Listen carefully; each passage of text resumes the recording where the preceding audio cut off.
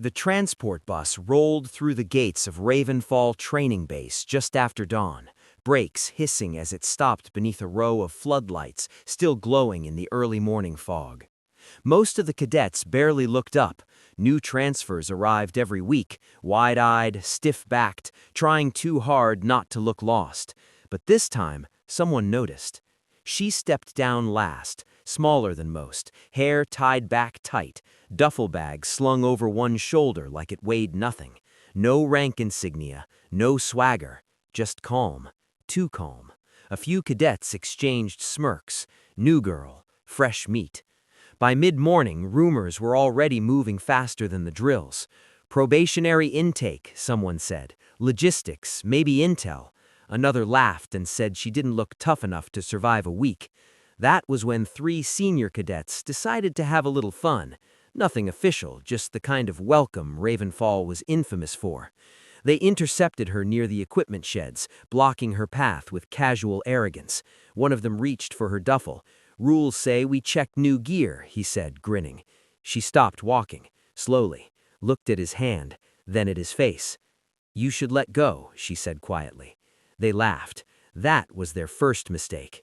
What happened next was fast, so fast that later witnesses argued over the order of events. The cadet holding the bag was suddenly on the ground, breath gone, wrist locked at an angle that screamed pain. Another rushed her from the side and slammed into the shed wall hard enough to dent steel. The third froze, unsure whether to run or fight. She didn't give him time to decide. One clean movement, a sweep, and he hit the dirt, gasping. She stepped back, released the bag, and stood still, breathing steady. Not angry, not shaken, just finished. Silence swallowed the yard. An alarm barked. Instructors came running. The cadets were hauled up, shouting over each other, pointing at her like she was a problem that had attacked them out of nowhere. She said nothing. She stood at attention when ordered, eyes forward, posture flawless. When the base commander arrived, a hard man with silver hair and a voice like gravel, he listened to the reports, looked at the injured cadets, then turned to her. "Name," he said. "Petty Officer Mara Vale," she replied. The word petty officer landed wrong. The commander's eyes narrowed. "This is an officer training base," he said coldly. "You lost?" "No, sir. Temporary assignment." That was when the commander noticed her hands, scarred knuckles, old burns, the kind you don't get from training accidents. He paused, then snapped at an aide to pull her file. When it arrived, he didn't open it right away. He studied her first, the stillness, the way her gaze never wandered. Then he opened the folder, and everything changed. The color drained from his face. He looked up sharply, then around at the instructors, then back at her. "Cadets," he said, voice suddenly thunderous, "stand down, now." He closed the folder like it might bite someone. "You didn't grab a new girl. You laid hands on an active-duty SEAL combat operator with 12 years in the field and more confirmed missions than this entire intake combined." The yard went dead quiet. Mara Vale had been officially declared dead once. Classified operations, Blackwater insertions, counter-terror missions that never made the news. She was the one teams called when things went wrong and extraction wasn't coming.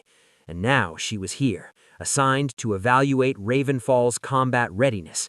Off the books, no rank displayed, no warning given. A test, one they had just failed spectacularly. The injured cadets were dismissed, disciplinary hearings pending. The rest were ordered back to drills, though no one's focus was intact anymore. Eyes followed her wherever she went, whispers trailed behind her boots. Some were embarrassed, some were afraid, some were quietly awed.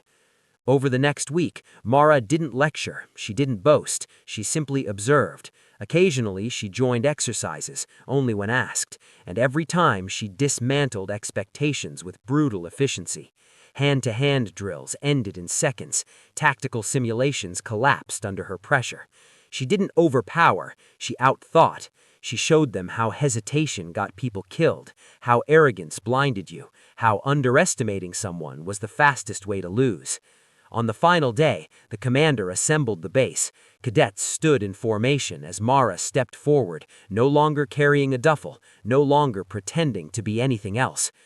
Ravenfall produces strong soldiers, but strength without discipline is a liability. You learned that the hard way. Mara looked out at the ranks. In the field, she said evenly, the enemy doesn't look dangerous until it is. Remember that. She gave a small nod to the commander and walked off the parade ground, boots echoing once more. This time, no one laughed, because they all knew now, some lessons don't come from training manuals. Some walk in quietly, let you make your mistake, and survive to teach you why you won't get a second chance. If you enjoyed this story and want more intense thrillers and suspenseful adventures, don't forget to hit that subscribe button, give this video a like, and share it with friends who love a good mystery.